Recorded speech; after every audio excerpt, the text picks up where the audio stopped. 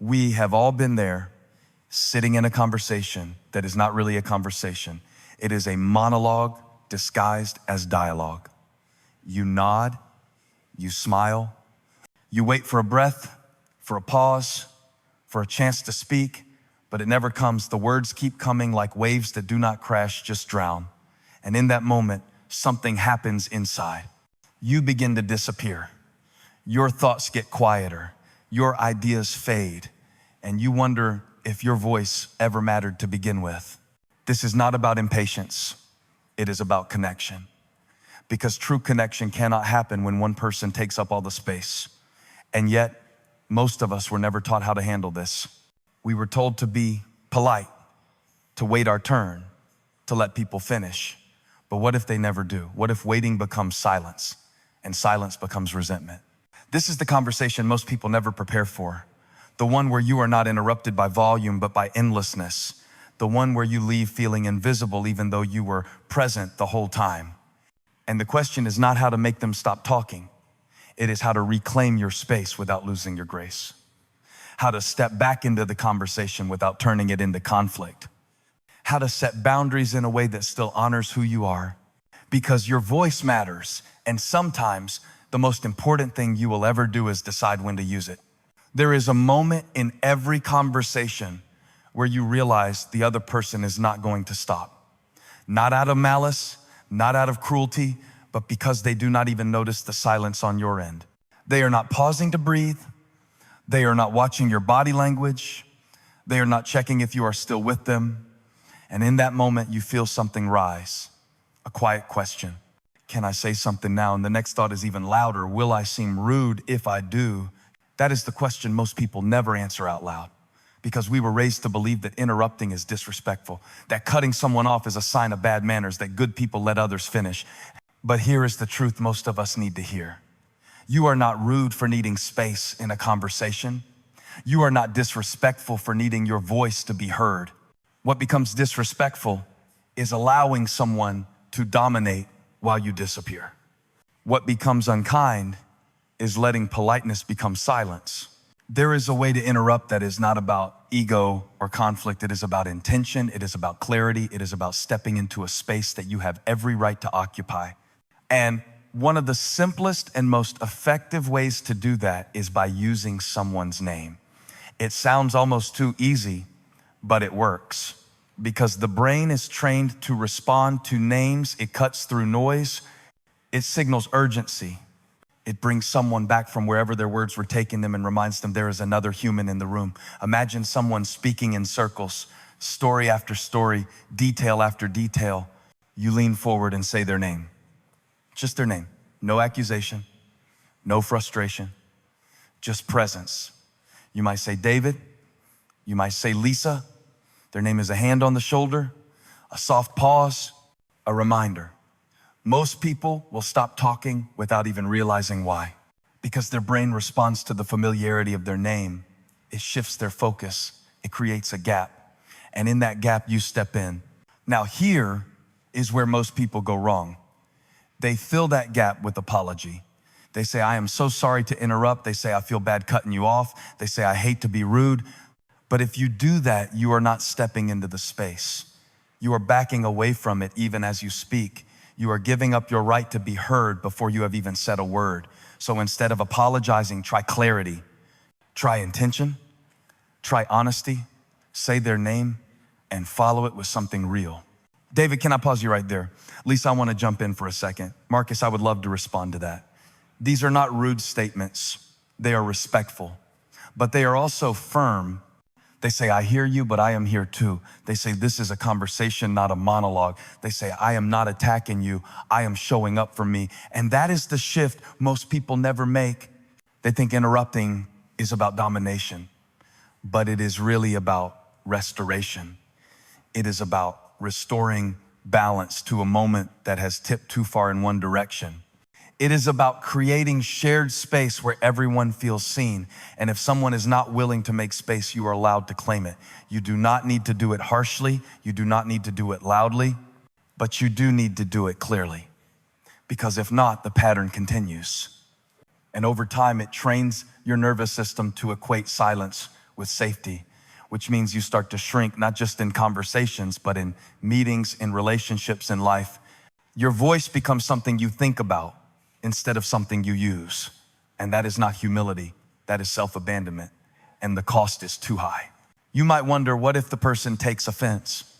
What if they do not like being interrupted? But here is what you must remember. If someone is uncomfortable being interrupted after speaking for 10 minutes straight without pause, their discomfort is not your responsibility.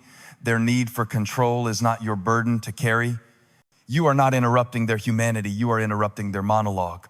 And that distinction matters, especially in rooms where power is uneven, where you are the youngest voice, the only woman, the quietest presence. In those rooms, reclaiming space is not just personal, it is necessary. It models courage for others who are watching. It reminds people that listening is not optional. It is the foundation of every real exchange. One of the strongest leaders I ever met told me that every team meeting she ran started with a simple rule. No one speaks for more than 3 minutes without pausing. If you need more time, make space first, ask. She said it changed everything. People became more aware, more concise, more curious. The room stopped being about performance and started becoming about participation, because that is what interruption can do when it is done with respect. It can rewire a culture. It can rebuild conversations. It can remind people that power is not about volume, it is about awareness. So the next time someone will not stop talking, do not wait until you are exhausted. Do not keep smiling until your jaw aches. Do not keep nodding until your voice feels like a whisper. Say their name. Find the pause, step into it, speak with clarity, and let that be the moment the conversation becomes shared again, because you belong in the room, you belong in the dialogue, you belong in the story being told. And sometimes the most powerful thing you can say is simply this: I would like to speak to. Once you have interrupted with intention, the next step is knowing what to do with the space you have opened, because interruption alone is not the end goal. It is the gateway. It is the clearing of a path. But what comes next is just as important. And that is the moment you take all that has been said and return it with purpose. You summarize, you reflect, you guide the energy of the conversation back to balance. This is not about showing off your memory. It is about showing that you were listening. Even when you had no room to speak, even when the words kept pouring and the space felt one-sided, you were still there, still present, still anchored. When someone talks endlessly, they are often lost in their own mind. They may not realize how far they have drifted. Your summary becomes a mirror, not a harsh one, a gentle one. It helps them see where they have gone and invites them back. You might say something like, I hear you are really passionate about this project, and it sounds like you have explored a lot of different angles, or it seems like this has been weighing on you for a while and you are trying to sort it out as you speak. These are not just summaries, they are signals. They say, I have heard you and now I would like to shift the focus. And because you started by acknowledging their point, they are more likely to listen to yours. What most people do when they finally get a chance to speak is rush. They go straight into their thoughts as if trying to squeeze everything into a narrow window before it closes again. But when you start with a summary, you slow the pace, you level the energy, you remind the room that this is not a competition of breath, but a shared act of understanding. And more than that, you model something rare. You model what it looks like to listen without disappearing. You model how to reflect without resentment. You show that grace is not weakness, it is structure. And then once you have summarized, you pivot, you redirect. You say something like, can I offer a different perspective? Or I would love to bring another voice into this, or maybe we can explore this from a different angle. These transitions matter because they do not shut people down. They open things up. They shift the energy without creating defense. They allow the conversation to move without breaking it. Imagine a meeting where someone has been talking for 15 minutes straight. People are checking their watches. The air is heavy. You step in. You say, I appreciate how much thought you have put into this, and I can see how invested you are in getting it right. I wonder if now might be a good time to hear from the rest of the team. In that moment, you have done something powerful. You have acknowledged, you have redirected, you have protected the space without attacking the person. That is leadership. This strategy works because people do not just want to be heard, they want to be held. not physically, but intellectually, emotionally. They want to feel that their words landed somewhere, that they were not just noise. When you summarize what they said, you give them that. You give them proof that they mattered. And once they feel that they are more open to hearing someone else, there is also a deeper shift that happens here. You stop centering your frustration and you start centering the flow of the conversation. You move from being reactive to being intentional. You stop waiting for the moment to be quiet and you start shaping it. That shift is subtle, but it is transformative. It means you are no longer just surviving the conversation, you are leading it. And that changes how people respond to you. It builds trust, it builds presence, it builds quiet authority. Of course, there will be times when your summary is ignored, when the person pushes through and keeps talking, when they dismiss your attempt to redirect. That is not a failure, that is information. It tells you they are not ready to share space, and that tells you what to do next. Not escalate, not argue, but hold the boundary again, calmly, clearly. Maybe next time you do not try to shift it in the moment. Maybe you follow up afterward. Maybe you have a private conversation about the importance of collaboration, but in the moment you do what you can, and you do it without losing who you are. Summarizing and redirecting is not just a tactic. It is a mindset. It says, I value this conversation enough to stay present, but I also value myself enough to reshape it when it goes off course. It is one of the simplest ways to bring dignity back into spaces where power has tilted, and over time it teaches people how to listen by showing them how it feels to be truly heard. So next time someone dominates the moment, do not shrink. Do not wait in silence. Step in, reflect what they have said, then shift the path. Speak as someone who is not just part of the conversation, but responsible for it. And watch what happens when your calm becomes the center that brings everything back to balance. There is one thing we all share but rarely protect. It is not our opinion. It is not our status. It is time. And when a conversation keeps dragging long after it stopped being meaningful, it is not just your energy that is being drained, it is your time that is being taken. And every time you let it go without intention, you teach the other person that your time is flexible, negotiable, and easy to steal. But when you place a clear and calm limit on time, you are not pushing people away. You are pulling your boundaries back where they belong. It might sound like this: I only have 5 more minutes before I need to jump into something. Or, I want to hear this, but I am going to have to pause soon. These are not excuses, these are frameworks. They do not cut people off. They frame the moment. They say we are still talking, but this moment is not unlimited. And that simple framing often creates the clarity that wandering words need. The most powerful part of this technique is that time is not personal. People will argue with your opinion, they will question your tone, but they rarely argue with your calendar. If you say you have to leave in 5 minutes, they might rush, but they will rarely resist, because time is universal. It is hard to guilt trip someone who is simply managing time. And when you use time as your boundary, you stay kind without staying stuck.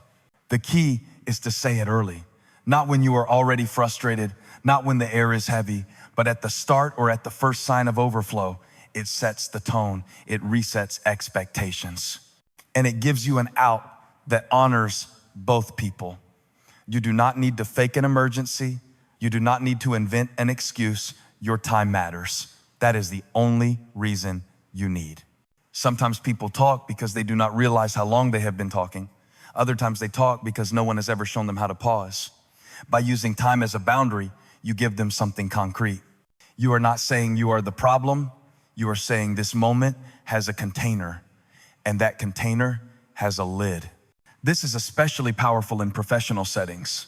When a colleague goes off track in a meeting, when a client takes up more than their slot, when a manager fills the entire room with their monologue, in those moments, a simple "I want to be mindful of time" can carry more weight than 1,000 silent sighs. It does not challenge their authority. It challenges the assumption that authority equals unlimited space. Time is not rude. It is reality. And the sooner you stop apologizing for needing it, the sooner others will start respecting it. You do not have to be cold. You do not have to be harsh. You just have to be clear. Because when your time has structure, your voice has strength. Not every long-winded conversation is a power play. Sometimes people talk too much because they do not know what silence feels like, because they are uncomfortable with stillness, because they fear that if they stop talking, the room will forget them. Some people talk because no one ever really listened.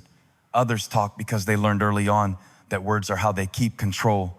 And part of growing in your awareness is knowing which is which. There are two kinds of overtalkers, the unconscious and the strategic. The unconscious ones ramble because they are anxious. They overshare because they are lonely. They dominate space, not out of arrogance, but out of habit. And while it may be exhausting, it is not malicious. It is often a sign of something missing, a need that has not been met, a space they are trying to fill with noise because silence has never been safe for them. The strategic talkers are different. They know what they are doing. They speak without pausing because they know it prevents questions. They go on tangents because it keeps others off balance. They repeat themselves to control the rhythm of the room. And every extra word is not just a thought, it is a way to hold power. In those cases, the goal is not connection, it is dominance. The monologue is not about sharing, it is about silencing. The challenge is knowing who you are dealing with. And the answer is not in what they say, it is in how they respond when you interrupt, when you summarize, when you redirect. The unconscious speaker might pause. They might apologize. They might even look surprised because they were never trying to take control. They just forgot you were there. But the strategic speaker will push back. They will ignore your cue. They will keep going because your presence was never the point, only theirs. When you recognize the difference, your approach changes. With the unconscious speaker, compassion and boundary can coexist. You can say, I care about what you are saying, and I also want to make sure others have space too. But with the strategic speaker, clarity must be sharper. You can say, I want to be direct, I need to speak now. Not in anger, not in defense, but in truth. Because staying quiet in those moments does not make you noble, it makes you invisible. And you are not here to disappear. So the next time someone will not stop talking, ask yourself why. Ask yourself what they are trying to fill. Ask yourself if this is about connection or control, and respond from there, not with judgment, but with precision, because your awareness is not just your defense, it is your strength. Elise wrote in last week, she said her manager regularly takes over every meeting. What should be 15 minutes of quick updates turns into a 40-minute monologue, no questions, no engagement. Just one voice filling the room while everyone else sits quiet. Her team is burned out, her calendar is packed, but she says nothing because he is the boss and interrupting feels dangerous. This is not rare. Many people sit in rooms where hierarchy silences honesty, but leadership does not excuse dominance, and respect is not the same as surrender. When you cannot interrupt in the moment, you learn to prepare before the moment. The next time you have a meeting, set expectations ahead. Send an email with the proposed structure. Include time slots. Clarify goals. People often talk less when the space is clearly framed.